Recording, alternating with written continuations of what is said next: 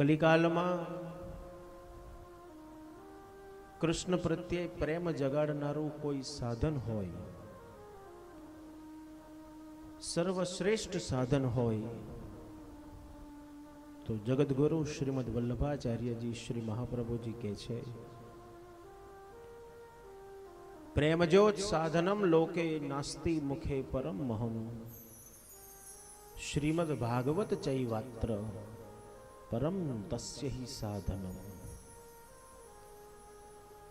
કલિકાલમાં કૃષ્ણ પ્રત્યે પ્રેમ જગાડનારું, કૃષ્ણમય બનાવનારું, કૃષ્ણની નજીક લઈ જનારું શ્રેષ્ઠ સાધન કોઈ હોય, શ્રેષ્ઠ આધાર કોઈ હોય તો તે શ્રીમદ ભાગવત છે.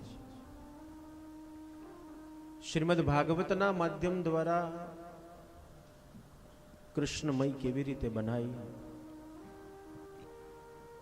એ પ્રભુની કૃપા કેવી રીતે પ્રાપ્ત થાય, એ કન્યાને કેવી રીતે લાડ લડાવાય, કન્યાની સેવા કેવી રીતે થાય, એ જ્ઞાન, એ ઉપદેશ જો કોઈ આપતું હોય તો તે શ્રીમદ ભાગવત આપે છે. અને શ્રીમદ ભાગવત એટલે યદ વૈષ્ણવાનામ ધનમ,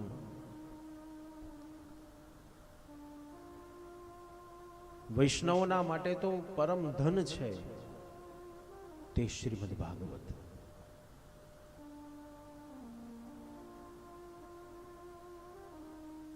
અને એ શ્રીમદ ભાગવતના 10મા સ્કંદનો આધાર લઈ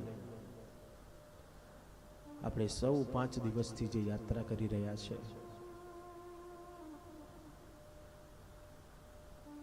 કણકણમાં રહેલા ઈશ્વરની અનુભૂતિ કરવાનો એક પ્રયત્ન કરી રહ્યા છે. ઘટઘટમાં જે ઈશ્વર વ્યાપ છે, જલે વિષ્ણુ સ્થલે વિષ્ણુ, વિષ્ણુ સર્વમયમ જગત.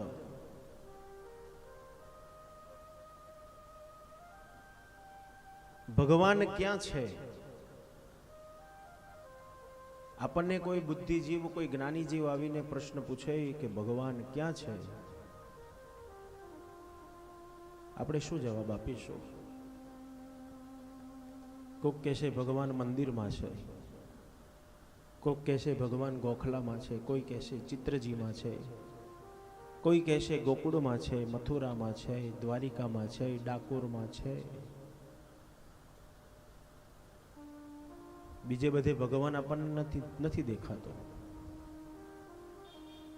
શ્રીમદ ભાગવતના 7મા સ્કંદની કથા એમ કહે છે, 7 વર્ષના પ્રહલાદને જ્યારે હિરણ્યકશ્યપે પૂછ્યું તારો ભગવાન ક્યાં છે, ત્યારે 7 વર્ષનો પ્રહલાદ હિરણ્યકશ્યપને જવાબ આપે છે, અરે પિતાજી, મારો ભગવાન ક્યાં નથી એ તો મને કહો. એક સ્થાન મને એવું બતાવો કે જ્યાં મારો ભગવાન ના હોય. 10 દિશાઓમાં વ્યાપ છે, અંગ અંગમાં, કણ કણમાં મારો ભગવાન છે, પણ આપણને નથી દેખાતો. નથી દેખાતો એનું કારણ એક જ કે હજુ આપણને એ ભક્તિનો રંગ નથી લાગ્યો. પ્રયત્ન ચાલુ છે હજુ આપણા, અને પ્રયત્ન કરતું રહેવું જોઈએ. પ્રયત્ન કરતા કરતા એક દિવસ એવો ચોક્કસ આવશે કે ઈશ્વરની આપણને ક્યાંક અનુભૂતિ થઈ જશે, ક્યાંક એ કૃષ્ણની સાથે આપણો સમાગમ થઈ જશે, ક્યાંક એ લાલાની લાલી આપણને લાગી જશે. તેથી પ્રયત્ન ચાલુ રાખો. પણ આપણે તો નિરાશ બહુ જલ્દી થઈ જઈએ છીએ. અઠવાડિયું, 10 દિવસ, 15 દિવસ, મહિનો ભગવાનની સેવા કરી, પાઠ કર્યો, પૂજા કરી, માળા કરી, પણ ભગવાનની કૃપા ના થાય તો આપણે તો બહુ જલ્દી છેડા ફાડી નાખીએ છીએ. કાલથી માળા નહીં કરવાની, મંદિર નહીં જવાનું, સેવા નહીં કરવાની. કેમ? ભગવાને મારું કામ ના કર્યું.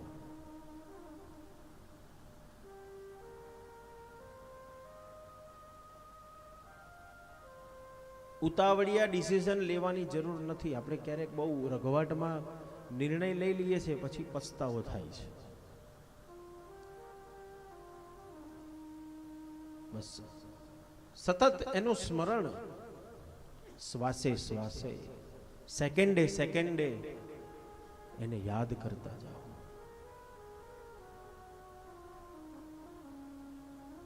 કદાચ અનુભૂતિ ન થાય, કૃપા ન થાય, તો એનો અર્થ એવો ન લેવાય કે ભગવાન મારી સામો નથી જોતો, સેવાને નથી સ્વીકારતો, ભગવાનને કશું ખબર નથી, એનો અર્થ એવો ના લેવો. પણ મારું કર્તવ્ય છે, મારી ફરજ છે, મારો ધર્મ છે કે મારે એ ભગવાનની સેવા કરવી, મારે રોજ એ ભગવાનનું સ્મરણ કરવું, રોજ માળા કરવી, રોજ પાઠ કરવો, રોજ મંદિર દર્શન કરવા જવું. એ મારી ફરજ છે, મારું કર્તવ્ય છે. ભલે ઈશ્વર ધ્યાનમાં લે કે ના લે, પણ એક દિવસ તો એવો ચોક્કસ આવશે કે ભગવાન તમારી સેવાને ધ્યાનમાં લેશે.